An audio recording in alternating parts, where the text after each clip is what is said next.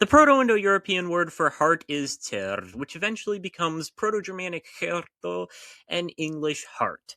It also eventually becomes ancient Greek kardia and English cardio. Thusly, these two English words are descended from the same source. This makes them doublets. And long story short, today we're looking for triplets and quadruplets.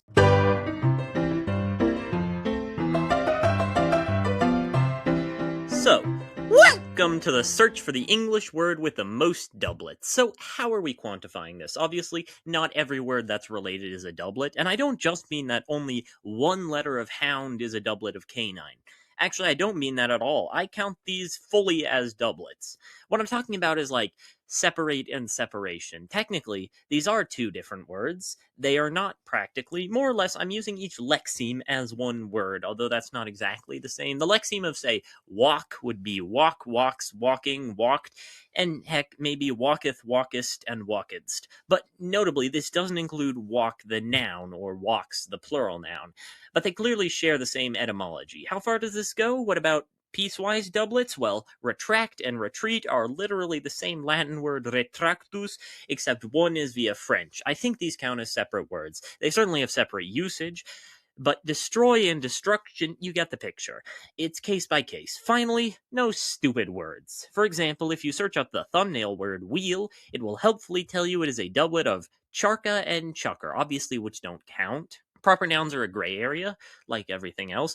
Clearly, there's a difference between counting Germany and Tau matafakatangi hangako au au o tamate turipu kakapigi magahoro no kopo kai fe no aki tanata hu.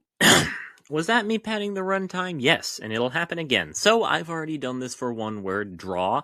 Just from the Germanic languages, we have draw, drag, draft, and dredge. Now looking over in Latin, we have a very hot debate about whether trahere is descended from the same root as draw. Now, Germanic g and Latin h are reflexes of the same letter, and technically so are Germanic d and Latin t, but usually only after a vowel, because Werner's law is needed. It is telling that they mean exactly the same thing, so I'm just going to roll with it. This adds trace, trail, treat, traction, and trawl. Now we get to another point of concern. Are we counting all the prefixed verbs from Latin? Because if so, the already hefty total of 9 increases by abstract, contract, retract, attract, subtract, protractor, extract, and distract, and retreat and entreat. Now, on some level, these are separate forms. They have different meanings. You'd be hard-pressed to say that they're the same word just because they share the same root. However, if I allow this, then all the biggest numbers are just going to be something with a bunch of prefixes like tain, which doesn't even have a native English cognate. So, as a compromise, I'm wrapping up the 15 most common prefixes to all count as 1, and they'll have earned any beyond that. So that's still 11 off the rip, not bad. Next up is the one in the thumbnail, wheel. Proto-Indo-European kwékwlos, which also gave ancient Greek kuklos, Latin cyclus, cycle. We could probably count cyclone as separate and recycle as a prefixed verb. This Greek word also allegedly inspired the name of the Ku Klux Klan.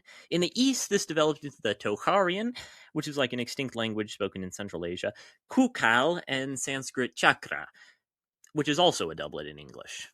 Anyway, one of these was loaned into the Chinese word for chariot, which is ch in modern Mandarin, but used to be tia, which is how it became the ending of the Japanese word rickshaw. And to top it all off, this is also believed to be the origin of the K slur, loaned from kuklos into Yiddish keitel. Though I find the idea of it being related to Ike, a diminutive of the Hebrew name Isaac, much more plausible. That's only 8 by the most generous amount. Wow.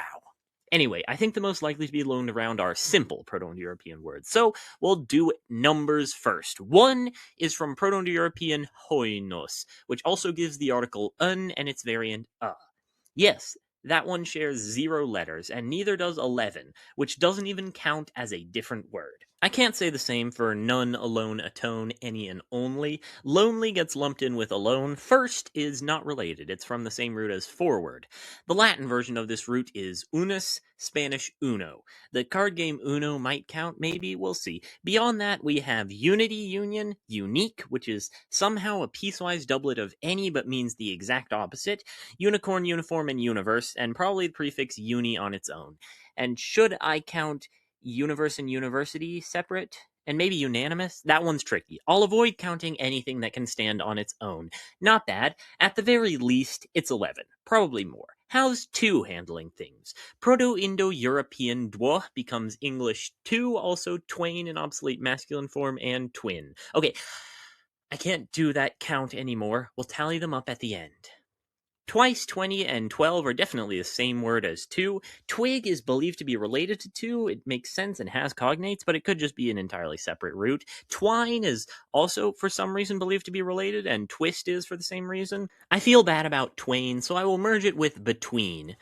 And also twilight. The Latin version is duo, but the prefix is bi because Latin likes to turn D into a labial. Compare word-verb. That adds double, duo, duplicate, divide. Should we count dual separate to duo? And also binary, and the prefixes bi and di. The latter is from Greek, which also gives us dilemma and diploma. And I'm not counting diphthong. Yes, this is a linguistics channel, but it's still a stupid word. Maybe we could count deutero.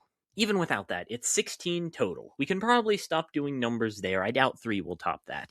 Other basic Indo-European vocabulary is family members. Mother is from Proto-Indo-European mechter, which doesn't give any words through Germanic. The Latin form is mater, which gives maternal, matron, and matrix. Weirdly enough, this also just kind of means like wood or building stuff. The word I'm looking for is material, though I didn't want to spoil it. Also matter. The Greek form of this is metera, which gives metropolitan and ultimately metro! And Metroidvania, if we want to go that far. So mother scores about an 8, which is also what I rate your mother. Father, I feel, is unlikely to do nearly as well, but I'll go through it. We have father from PIE pater, and from Latin pater we have paternal, patron, patriot, Jupiter, Dios Pita, the Sanskrit persona.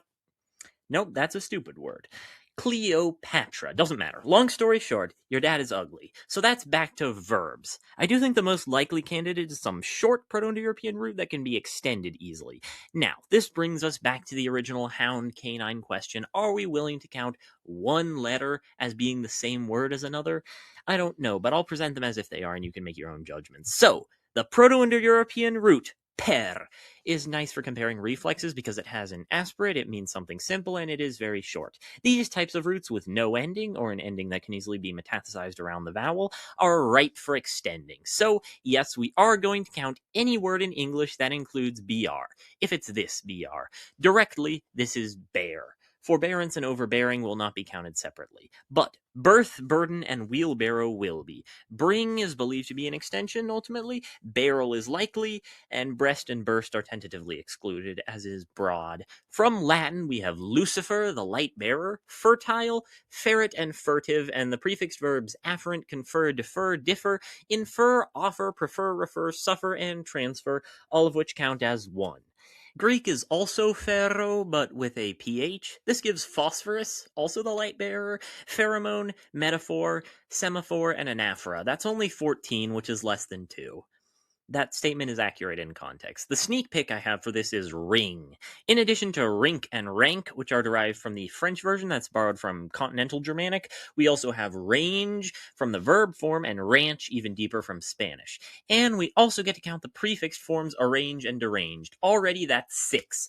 But that is just the extended form crank in Proto-Indo-European, Proto-Germanic hringar. That root itself is apparently an extension of sker, which means to turn or bend, and shows up a lot in Latin and Greek, and also might be connected to English shrink, and also shrivel. Latin scrinium means a reliquary or container for books, and gives English shrine. Latin crista, which is the feather adorning your cap, gives English crest. Latin crispa, which means curly, of hair, is partially responsible for English crisp, and all of the term crisping pin. It also gives crepe via modern French. Latin crux is used for the wood involved in a variety of execution methods, which gives cross and excruciating.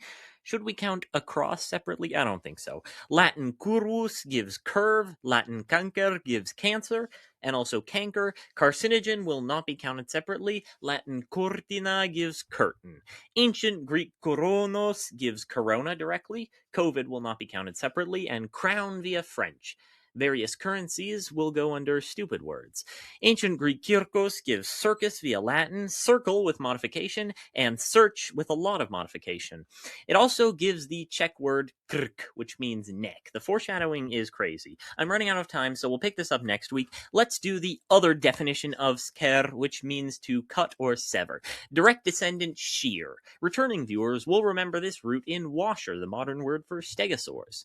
For cutting off, we have shred, scrape, scurvy, and scrub. For things that have been cut off, we have scrap, shrub, share, shard, and short, and relatedly shirt and skirt from Norse. Score, shrew, shrimp, and sharp are more unclear, but still related, and scrabble is derived off of scrape. Scratch is somehow unrelated, and scourge, herd, and shore are unlikely. The Latin equivalent would be carro, which is a cut of meat, and eventually all meat, giving us carnivore, incarnation, carnival, and carry-on.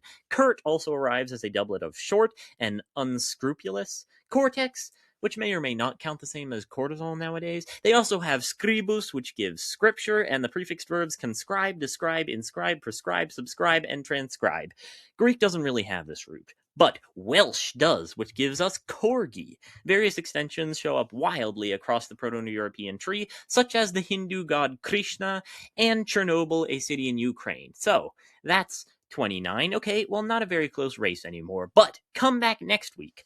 Or the week after that, actually. Next week is going to be a shorter video because I'm traveling to Argentina, and so can you.